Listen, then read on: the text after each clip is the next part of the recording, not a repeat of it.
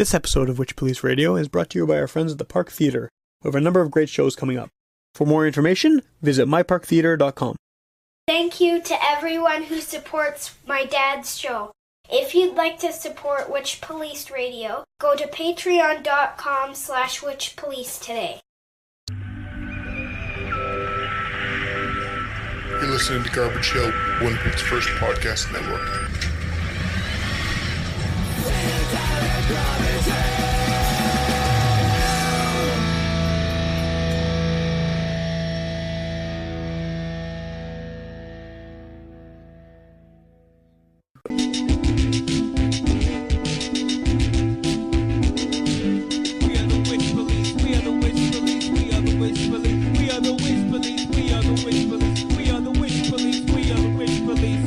Welcome to Witchpolice Radio. I am in a very strange subterranean jamspace with 4 of the 5 members of Giant Skellies. So yeah, thanks a lot for having me, guys. I didn't know this existed. This is like this weird complex that we're in here. It's like an underground bunker or something. It's very cool. So because there's so many of you, before we even get into talking about the band and all, we should maybe just go around the table here and everyone introduce themselves and what instrument they play, and then we can sort of go from there. So let's start over here. Richard, I play bass. Damien, I play rhythm guitar and sing. I'm Corbin, I sing and play guitar. I'm Ryan, I sing and play guitar. And who are we missing? We're missing Lucas, and he plays drums. Cool. Okay. Awesome. So, depending on, I've been doing this for almost 6 years now, and every week talking to another band, so it's more than one a week, and it really varies in terms of, I can have someone that could have 20 albums out. The next person could be their first, they just started, right? Yeah. So you guys don't have very much available online right now. No. Hopefully that's going to change in the future, and I'm sure we'll get into that. But at the moment, there's a couple songs people can check out and they can find at the time we're recording this. So I guess how long has this actually been a unit? How long has the band been a band? Because I'm getting the impression that it's fairly new, just based on the amount of recordings you have out there. Well, as I guess I'm the most recent person to have joined. Okay. And I've been, with you guys for about a year and a half, maybe at most. Yeah, this project started, Ryan and I started this when he moved up from the States back in 2014. Okay. Yeah, 2014, it was just the two of us.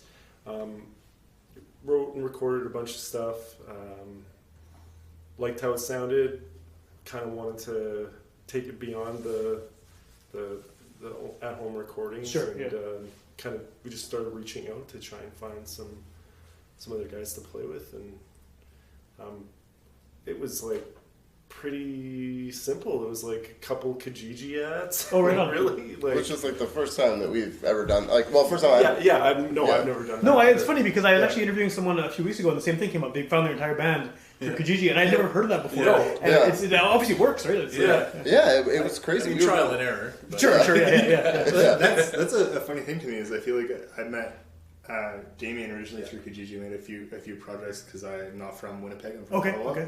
And I just wanted to play music, and I felt like there was a real stigma against meeting your band members on Kijiji. I think it's just unusual. It's you got no friends. You need to But I think so many bands in Winnipeg came up through the Winnipeg scene together. Right, They play with their old buddies and stuff. And I remember being out with friends who played music and saying we, in an old band and I played together, we had found a guitar player. Oh, nice. And they were awesome, totally positive reaction. And then they're like, where'd you meet him? And I was on Kijiji, and everyone was like, it's silence, right? Good luck, right? Have fun with that douchebag. And I was like, why? Why is that suddenly? Well, I think it's funny because as someone, I haven't played in bands in a while, but I played in bands from junior high through my early 20s, and it's been about 10 years now. But still, most of the people I know and friends with are people I was in bands with just growing up in the local scene. Obviously, at least 2 of you aren't from Winnipeg, so you don't have the.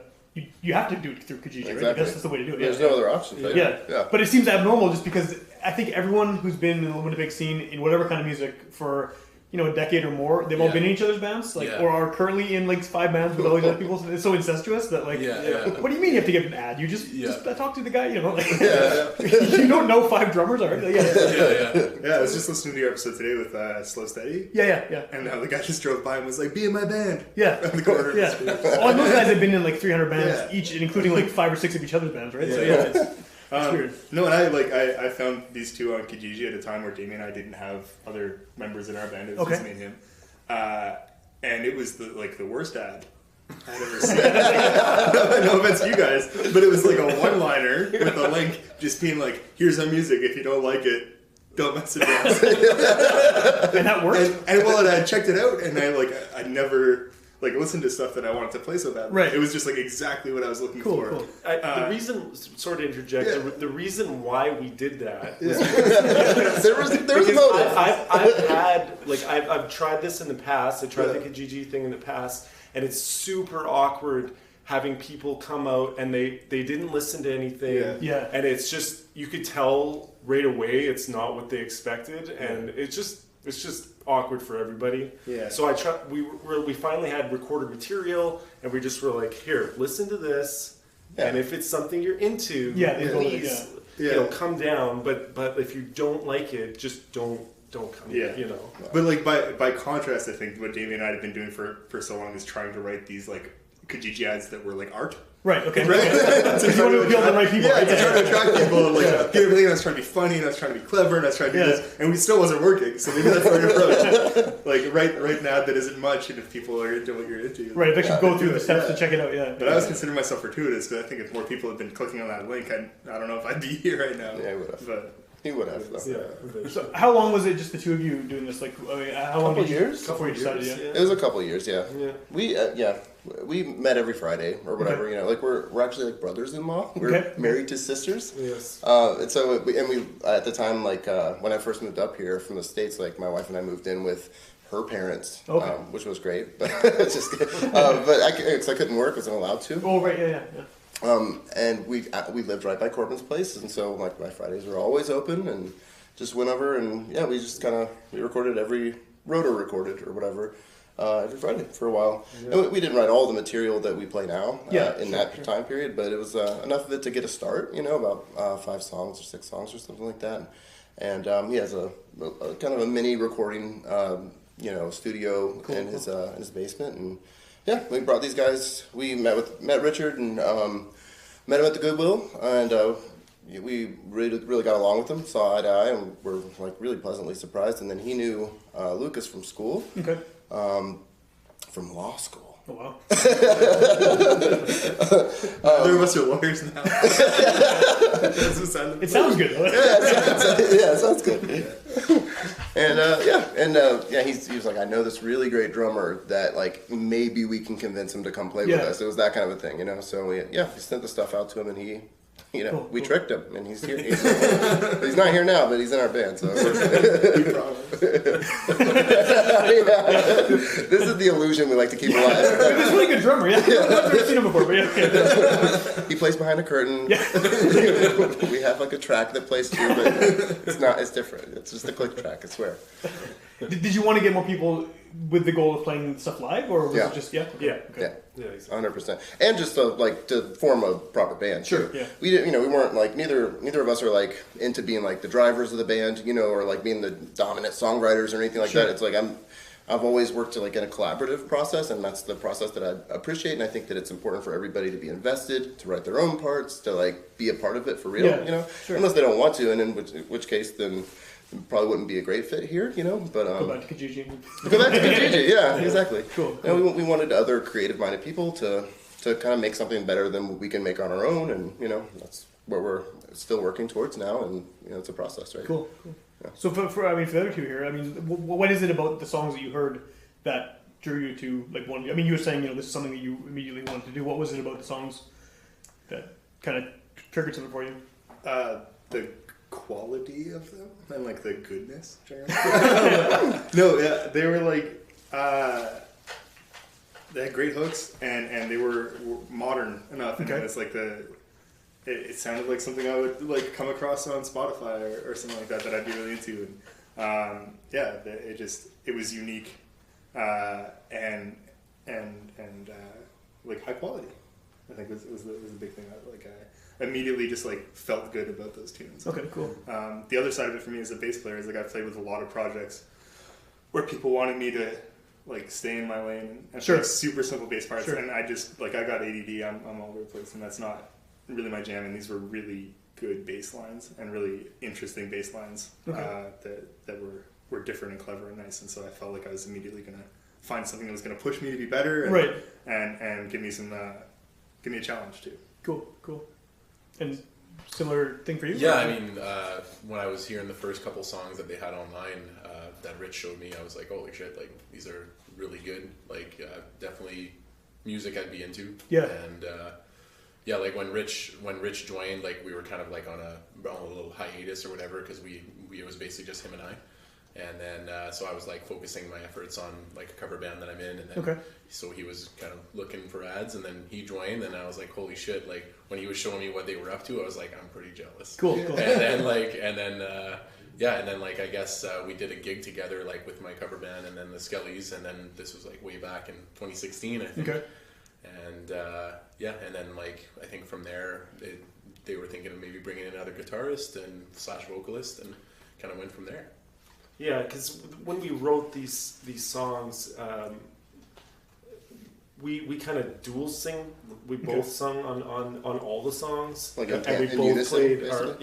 We both played guitar, and then once it transferred over to live, we realized can't really do all this ourselves, you know, like while we're singing and playing. Right, because the two of you recording on your own. Yeah, exactly. We didn't care. We weren't really thinking about that. We just did what sounded good, right? Okay.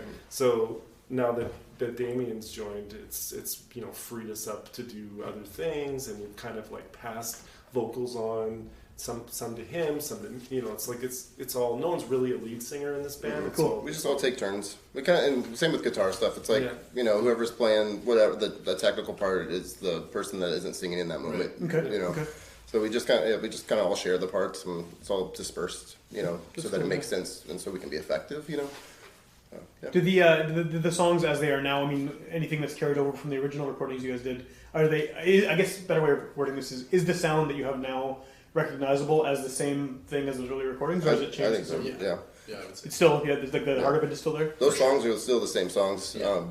We have new songs now, but and they're different in style. Like we don't have any kind of like limitations put on like our creative process as far as like genre or anything like that. So like as we continue to go, every new song is like something different and its own thing. So it's progressed in that way, but it's still very much the same kind of thing that it was. We're still, I guess, into the same stuff, and we play the same way, and we sing the same way that we did then. Okay. So it definitely still has that same kind of vibe to it. Just flesh out a bit more, I guess, with more people. Yeah. The essence of the songs are still the same. It's just there's maybe been like little flourishes added here or there, or new vocal harmonies added, or whatever. Just things that once there was 3 vocal / singers that you're free to. But you have more space to thicken it up a little bit. Right? Sure.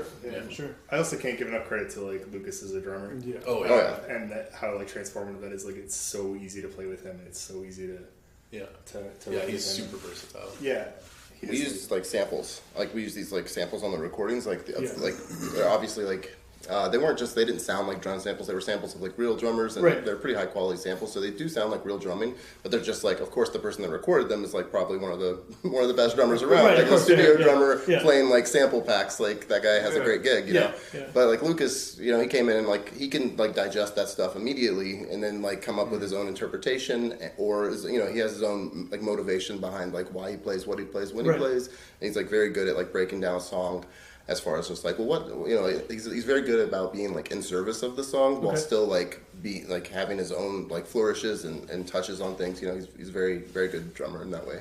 Is he a jazz guy? Is that right? He's a jazz guy. Yeah. I have a copy of his CD actually. I kind of over the past few years I've been doing this more than I ever did, but I've been hoarding is a horrible word, but I've been hoarding local music, everything I can find, and because people are ditching CDs, as someone who still listens to CDs, it's great for me, but I can find all this stuff for like thrift stores, dollar bins, whatever, so anytime I find any local album, I usually buy it, just because a lot of this stuff is going to be gone after. So that was one of those albums I picked up. I had no idea who he was. I looked at it, local jazz album, like a bunch of Miles Davis covers and stuff. Let me check it out. It was cool. That's Lucas. Yeah, that's him.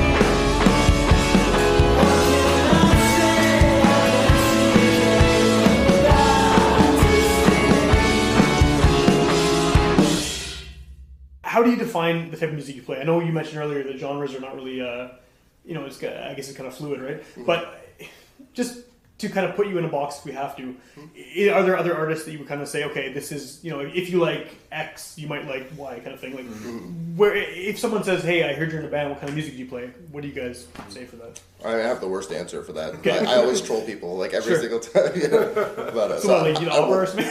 No, I usually, like, say something, like, really, like, I'm like, well, sometimes we play quiet, and then sometimes it gets loud. Right. And, like, sometimes we sing, like, with a lot of, like vocal, whatever, panache, and then sometimes it's, like, softer, like, I give, like, the most nondescript answer. So it doesn't help at all to just... No, it's kind of just like, if you listen to it, then you'll know. Right.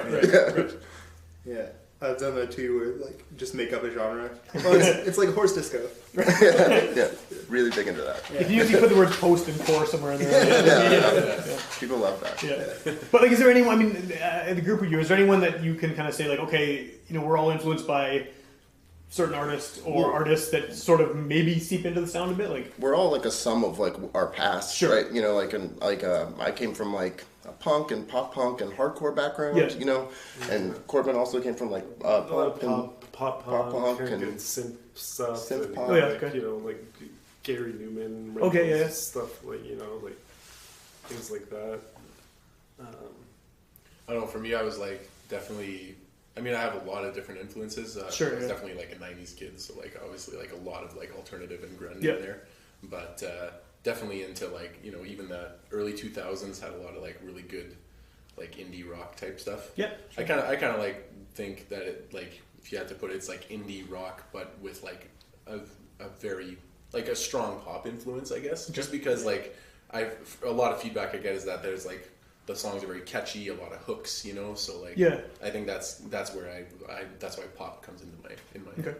Yeah, I think like strongest comparisons I've heard from like anybody would be like people have picked up on some Weezer undertones. Okay. People have picked up some like Strokes undertones too, and like Modest Mouse or Social Scene and stuff like that in there. I think we do go for like a pretty big sound, but then still got like the simple like hooks underneath. So I can see where people come out with that.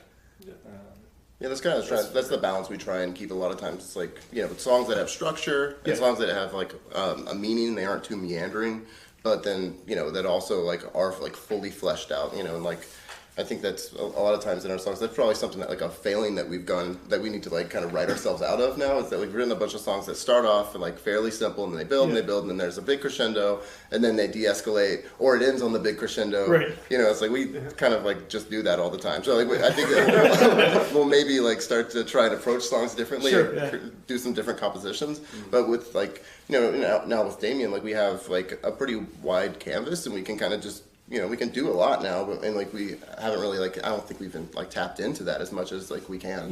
Cool. And so I'm looking forward to that, like to writing. Because we've been writing as a 5-piece for a while, and then we have some like a bunch of new songs that are like almost ready or on the verge. Okay. And so a bunch of stuff will be So we'll put it through this grinder and see kind of what comes out. I think it'll be good.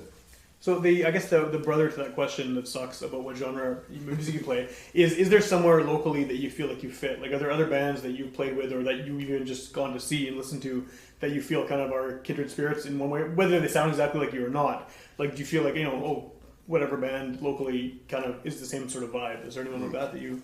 No. That's almost a good thing, right? Like you want to be, No, I feel like sort of married to the answer of like not growing up in the scene and stuff. Right. We've sort of we played some shows early with like Damien's cover band and some other friends and stuff, and that was cool. And then we took a bit of a hiatus from shows. We were really working on the EP, and we're trying to get back in. And most of the shows we've done have been like set up through other people. Okay. And so we've been playing with a lot of very folky acts, like singer-songwriters and stuff like that. And that's been cool. But I don't think we've gotten out there with bands that are a similar vibe. And that's something we really want to strive towards over the summer and the early fall is to connect with other bands that are doing similar stuff to what we're up to. Do you think part of the difficulty of that maybe is that you're not as easy to pin down as, say, someone who's like, I'm a country singer, like, and then they obviously can find a group of other bands to play with, or is the nebulousness of the genre thing like? Maybe. I mean, I still think there's plenty of bands out there that we mesh with for sure. Yeah. Like, that we could share a bill with. Sure. And they're all booked up for the summer. What is like the Rust Owl and they broke up. They're apparently dissolved. They broke up. Yeah, they messaged me like 5 minutes ago. Yeah. Oh, well, I thought they were good. I was going to get them on the show, and then I was like, yeah, they're broke up. Yeah, that's too bad. We really like them. Yeah, we really like them. Yeah, we were trying to set up a show with them, and I don't know. They're solid.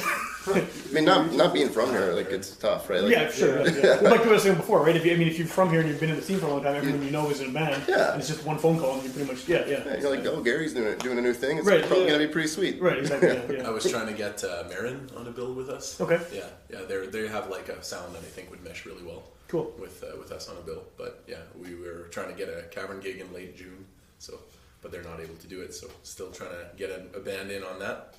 Yeah, I think as we keep at it, we'll eventually make those connections. Oh yeah, sure. And, it'll just organically happen. Mm-hmm. That's how it always has in the past. That is how it works. Yeah. Yeah. It's just like it's always you're starting it up fresh somewhere. It's it's like has its own set of challenges and stuff like that, right? Yeah, of course. Yeah. So I mean, for the two of you who are not from this local scene, what kind of how does Winnipeg's scene, from what you've seen of it so far, differ from kind of back home? Like, what is especially you're from the States, right? Like, what is your experience like there versus here in terms of just how the scene seems to be? Well, the places that I played a lot were Atlanta. It was like where I like cut my teeth, I guess, right. and like grew up playing, and then New York in my 20s. Okay. And that's a much different. Well, those are both huge cities, right? Huge cities, huge like markets and stuff. And so I mean, Winnipeg's different than both of those, but they're both different from each other quite a bit too, right? But I mean, I think Winnipeg has some like pretty strong advantages of being like a really tight, like it's so tight knit that sometimes it's tough to get into it, right? Because if you don't know anybody, then how are you part of the fabric, right? Everyone else is so incestuous. Exactly, right? But I think like there's also like the winter thing. You have like these musicians just kind of like hibernate, and like they're still playing shows and stuff. But then like they come out with like they did this whole thing for sure. They've been working on it all winter. Yeah. That's amazing. In Atlanta, you don't have that same kind of like whatever it's called, like hibernation period. Right, there's not that forced downtime kind of thing. Yeah, which is like great for musicians. Definitely. I think that's why Winnipeg is such a strong music scene actually, because there's nothing else to do, right? Just hole up and play hockey or play music. And then like you're from Ottawa, right? Is that what you said? So I mean that's a little closer to in terms of similar weather at least, right? For sure. I left Ottawa 12 years ago. Okay. I lived in Vancouver briefly too. Okay. And in Ottawa, a lot of my musical connections were with like very folky sort of people. That's what my friends were into. Right. Okay. So I feel like I just hit up like coffee houses and open mics a lot, and that was more my vibe there. But I can't say I would speak to the whole Ottawa scene as a comparison. Right. And in Vancouver, I was just not playing music, and none of my friends are really in bands, so I cannot make like a statement on that. I guess. Well, I'm always interested in it because I mean, like I'm doing this multiple times a week. I'm very kind of immersed in Winnipeg music all the time and ordering these CDs and stuff, and it's just like I'm stuck in this bubble of Winnipeg, and so I have all these ideas about back to when I was in bands in the 90s and stuff. Like just my concept of what Winnipeg music scene is, I think is very I'm kind of stuck in it. So I was interested to hear what other people think about it because it's I'm too in it to to get an objective kind of thing. So it's I would say I think it's phenomenal and it's unique, and I feel like there's such an accessibility to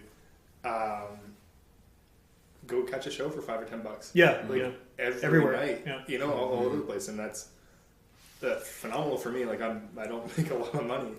So it's really nice to just be able to go grab a beer and catch great live music all the time.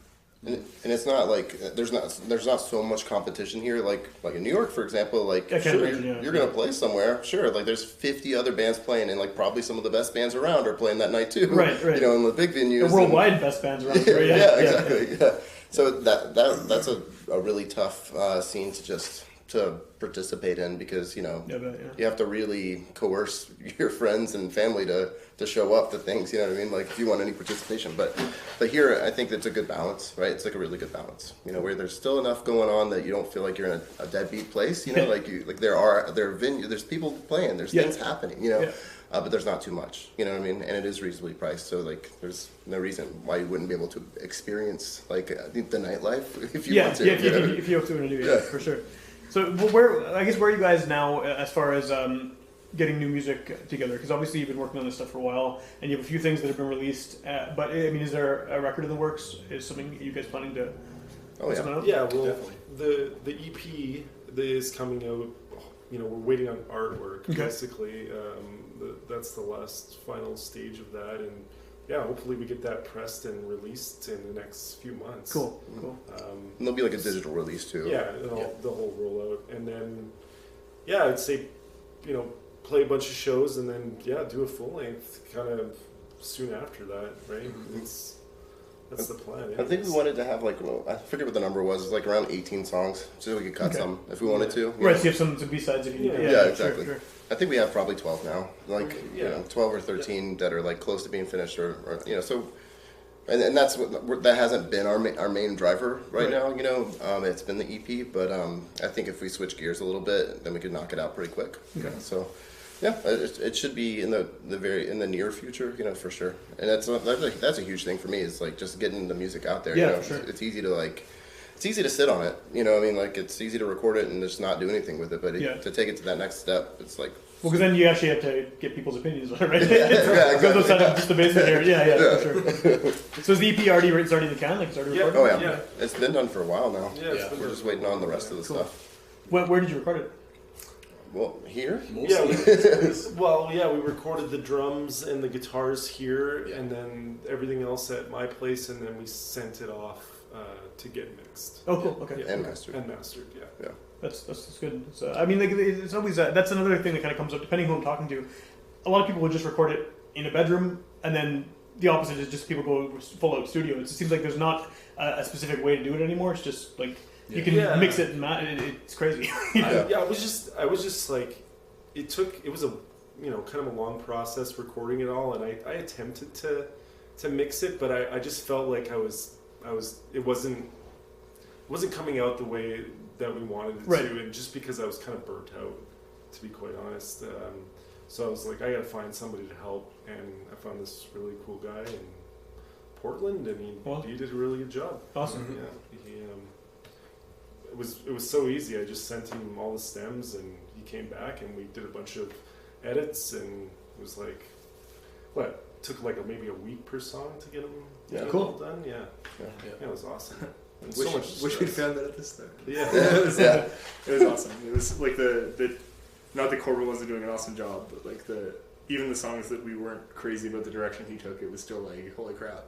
Yeah, he did that in a week. Yeah, cool. Yeah, if it's all you're doing, right? Yeah, I guess so. Yeah, for sure. I think for the full length, I think we'd all like to be in a situation where we go to a studio. I mean, I'd love to like work with a producer. That would be great to have like another opinion on like song structures and textures and like why are we doing things when we're doing it, and how to make more impactful kind of progressions in the music and stuff.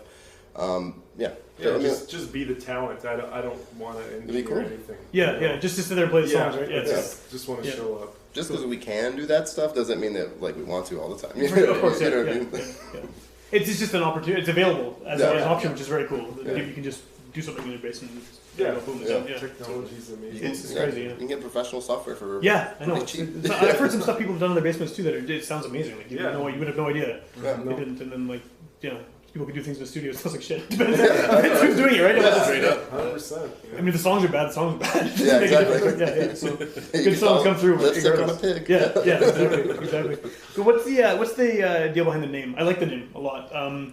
I don't know. Maybe I won't if I hear what it means. But like we have this Halloween decoration that it's a giant skeleton, and my kid's called Skelly. And so like I was giant Skellies. It makes me think of the stupid Halloween thing. So I don't know what the significance of it is, but for me I like it because of that connection. But I like your story. Let's go with that one.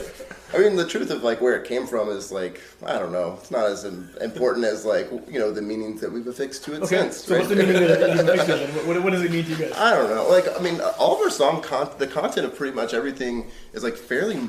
I mean, not all of it, but some of it's like fairly morbid. It's not in a grotesque way, but not gory or whatever. But it's like melancholy, and a lot of time it deals with death and stuff like that. It's just like, But we try and like create the juxtaposition of like all these like poppy songs. Like anytime if we have a darker number, then the lyrics a lot of times are a little bit more upbeat, or a little bit more, you know what I mean? Like so we don't double down. You know, like, down and down. Like, yeah, exactly. So there's always a little bit of balance there, or whatever.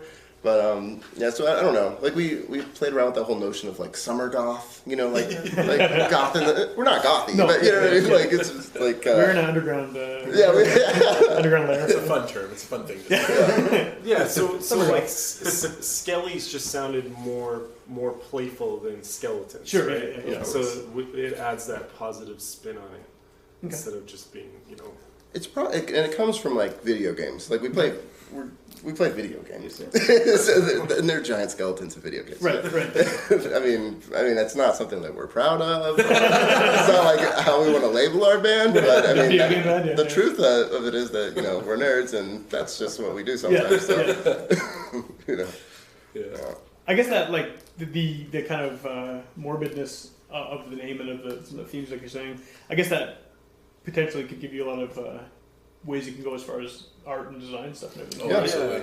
Yeah. And I think what this graphic designer's done is pretty cool. Yeah, our drummer has a buddy who's kind of working on our artwork right now, cool. And what he's coming up with is he's going in a direction that we all really like. But yeah, no, it's really good. It's like a juxtaposition of like the dark and the fun and the kind of like looking forward to seeing it. For sure. I was like a little cautious going in with the name Giant Skellies, and especially like we were playing around with the naming the EP after one of our songs, like Acid Rain, and then going with like a darker image for the thing. And I was like, no, people are gonna buy this album or see us like getting ready to play something, and they're gonna expect like a metal show. For sure, yeah. And then, and then they're gonna see us go play with our like super poppy upbeat numbers. Might give you some more. You might get on more bills that way. A lot of metal shows in one day. That's true.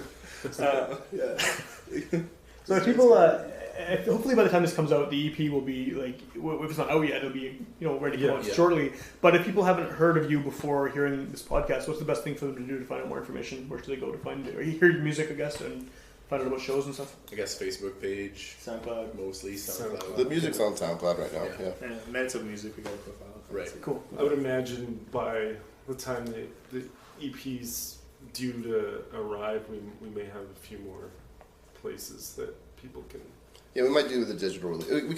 We haven't decided yet. We've been talking about like doing the digital release before. Okay. And so then you could do like Spotify's and the Google Play. Right, all the things people use. Yeah, cool. like YouTube. And it'll be like probably like it'll be free. Like it'll be like freely dispersed on on the internet. And then like if you want like a tangible copy you or go buy one at a show or something. Yeah, exactly. Okay. Yeah.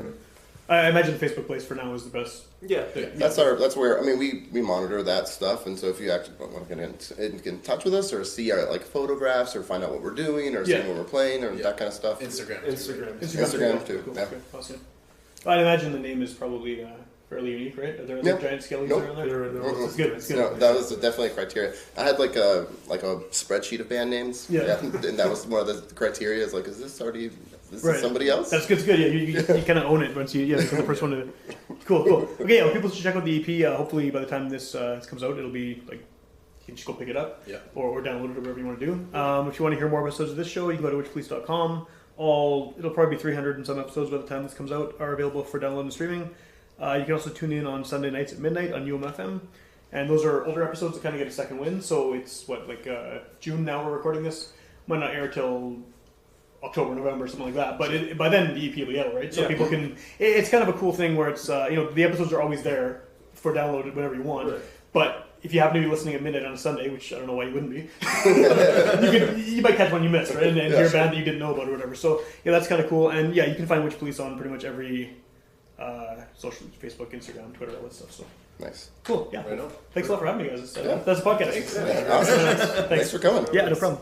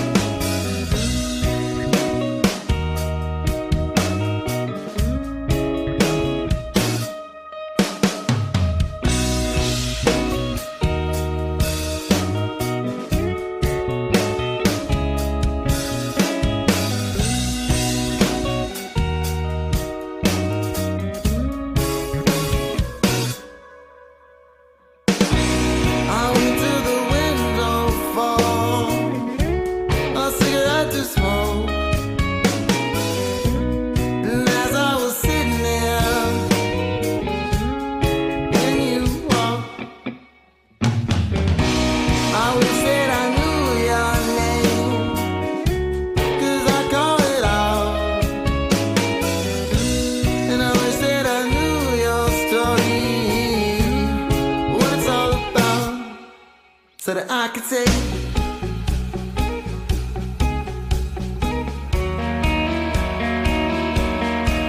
so that I could say, hey,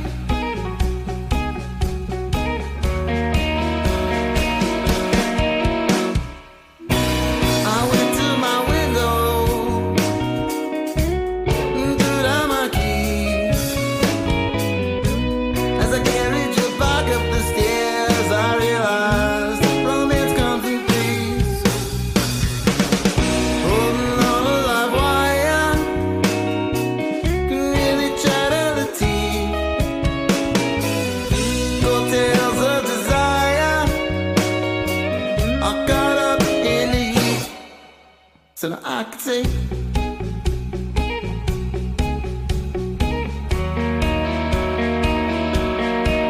so now I could say, hey,